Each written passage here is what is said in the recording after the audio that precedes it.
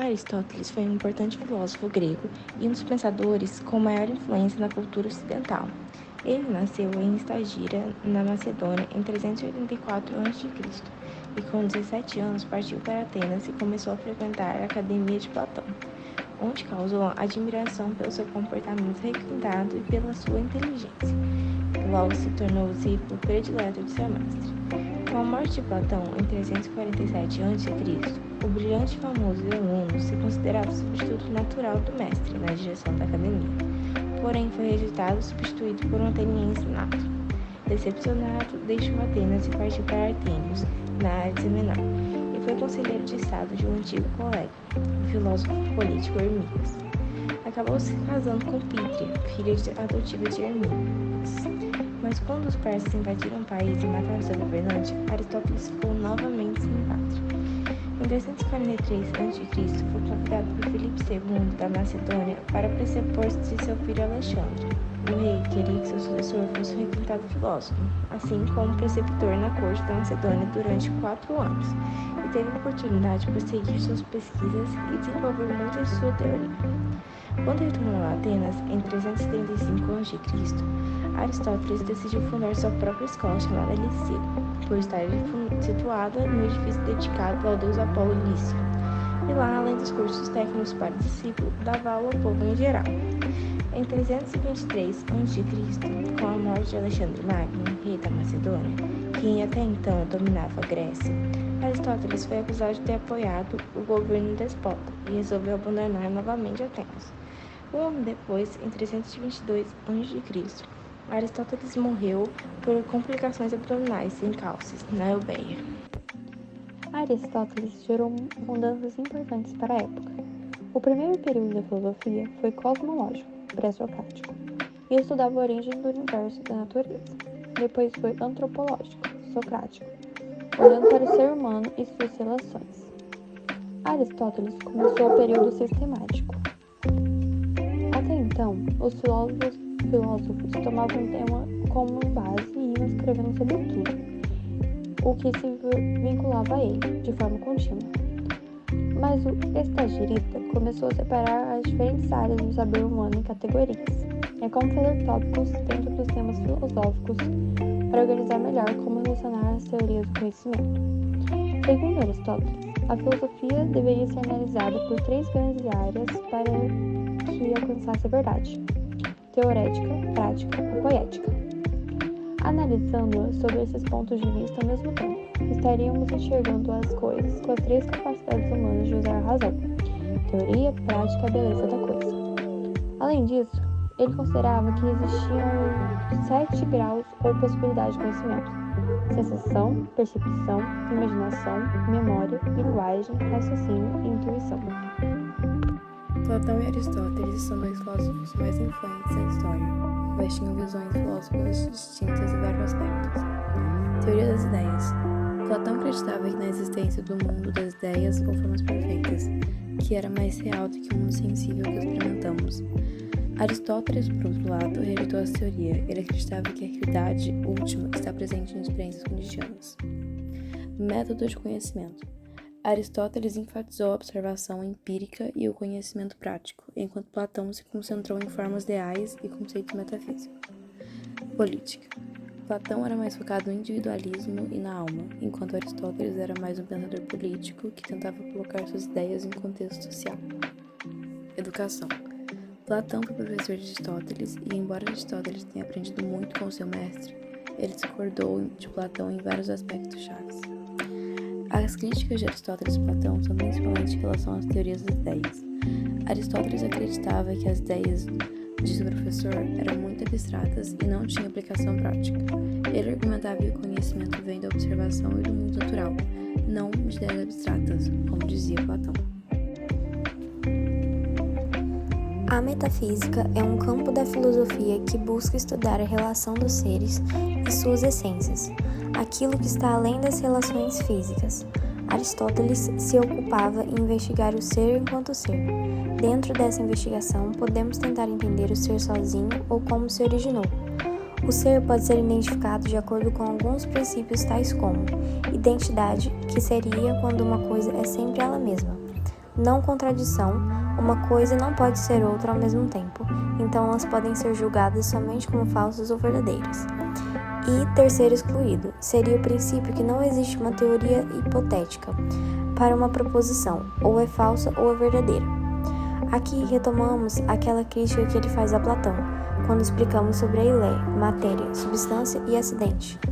Além disso, o filósofo Aristóteles completa dizendo que para entender algo, você precisa conhecer suas causas, criando assim a teoria das 4 causas: material, formal, eficiente e final. Pela primeira vez, Aristóteles observou que todos os seres possuíam movimentos de nascimento, destruição e transformação. A partir disso, podemos dizer que as coisas existem em 2 formas ao mesmo tempo. Ato é aquilo que está no presente, existe agora, e potência é o que tem potencial para se tornar no futuro. O primeiro ato seria como o início de tudo, o primeiro empurrão. Algumas pessoas dizem que poderia ser Deus, mas isso depende de opiniões distintas. A ética definia como viver, ou seja, como buscar a eudaimonia, que é o bem maior, ou supremo, que buscamos ao viver sociedade, ou seja, a felicidade. A ética que nos leva a essa vida feliz precisa de uma regra, mediana ou meio termo, que é entre a falta e o excesso. No livro A Política, Aristóteles explica como ter um governo bom e descreve o homem como um zoon politicam, ou seja, um animal político. Esse animal político é o ser sociável. Para ele, nosso politicum é o que tira o nosso lado selvagem. Se não vivêssemos em sociedade, abriríamos mão da nossa racionalidade, virando animais selvagens. Seríamos o pior dos animais.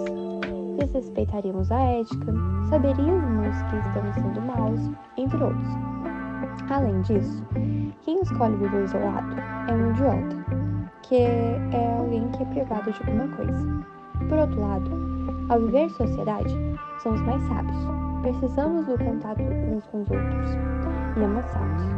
Um exemplo de mini-sociedade é a escola, que nos ensina a viver em comunidade. Deste modo, não dá para separar a política da ética. É através da vida coletiva que eu exerço meu melhor ethos, minha melhor versão.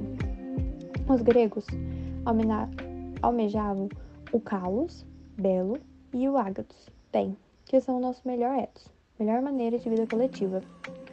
Dessa maneira, para ser feliz, eles acreditavam que o belo e o bem deviam estar juntos. Kalogagatia é o bem final que buscamos.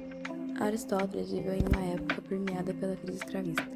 Por sua experiência no vasto império macedônico, conheceu diversas formas de governo e preocupou-se em analisá-las. Assim, escreveu um longo tratado chamado A Política, onde analisou os regimes políticos e as formas de Estado. Aí estão suas principais ideias sobre a política. Ele acreditava que, pela sua visão de ética, a cidade-estado, polis, era anterior ao indivíduo, não no sentido de anulá-lo, mas de ter o poder para decidir questões públicas. Para ele, o Estado deveria garantir as oportunidades do indivíduo que quiser ser feliz e exercer suas virtudes. Por isso, considerava a atividade política como um dos maiores bens, desde que fosse aplicada de forma correta. Ele teorizou que existem 3 possíveis formas políticas de governo. Monarquia, governo de um só, tendo seu valor na unidade que gera. Aristocracia, governo de alguns, tendo seu valor na qualidade de organização. Democracia, governo de muitos, tendo seu valor na possibilidade de colaboração. Porém, o filósofo dizia que qualquer uma das 3 formas poderiam se tornar péssimas quando o governante ou o grupo não tivesse as virtudes necessárias para tomar boas decisões. Então, essas formas de governo poderiam se generar, respectivamente, em tirania, em que esse único governante abusa de poder; oligarquia, em que o grupo governa para seus interesses próprios e aliados; demagogia, em que a maioria está cega por um pensamento vicioso. Aristóteles considerava que a democracia como a melhor forma de governo, mas a ideia de democracia grega não reflete o conceito de hoje em dia. Para ele, existiam 2 divisões sociais: homens livres, que podem exercer política porque se sustentam de atividades que envolvem o intelecto e o pensamento; escravos ou trabalhadores braçais, que se dedicam a atividades não intelectuais, portanto não deveriam ter participação na política. Como realista, ele conclui que apenas deveria considerar a democracia como a melhor. Reconhece que cada uma das 3 formas de governo legítimas podem ser adequadas a uma cultura local, para saber qual dará melhor frutos na prática, não apenas na teoria. E agora, o mais importante, a lógica em destaque do filósofo. Essa lógica era o pensamento que vem de fora para dentro. Por isso, primeiro precisa observar. Ele era empirista e não confiar nos sentidos. Para isso, ele usa o silogismo, que é o encadeamento de ideias. A mais B igual a C, que é uma dedução, ou seja, vai do geral para o particular. O silogismo científico é um raciocínio que parte de uma premissa geral para chegar em uma particular. A premissa maior é o termo de maior extensão. A premissa menor é o termo de menor extensão. O termo médio, ele vem nas premissas, mas não na conclusão. Serve para unir a conclusão e as premissas, e tem que ser universal ao menos uma vez. A conclusão, ela conclui o pensamento e é menor que as premissas. Ou seja, resumindo tudo o que eu falei, o argumento é escrever o raciocínio, e Aristóteles usa o dedutivo. Ele vai do geral para o particular. O silogismo é um argumento, raciocínio dedutivo. Ele vai da premissa maior para a específica. E a conclusão dele é o argumento. O método dedutivo é difícil discordar do argumento, se as premissas forem aceitas. Os argumentos não são verdades ou mentiras, mas as premissas podem ser verdadeiras ou falsas. Um exemplo desse silogismo é que tem a primeira premissa que é assim: todo ser humano é mortal. A segunda premissa é que Sócrates é um ser humano. Então a conclusão é que logo Sócrates é mortal. Em que mortal, na premissa 1 é o termo maior, Sócrates na premissa 2 é o termo menor, ser humano é o termo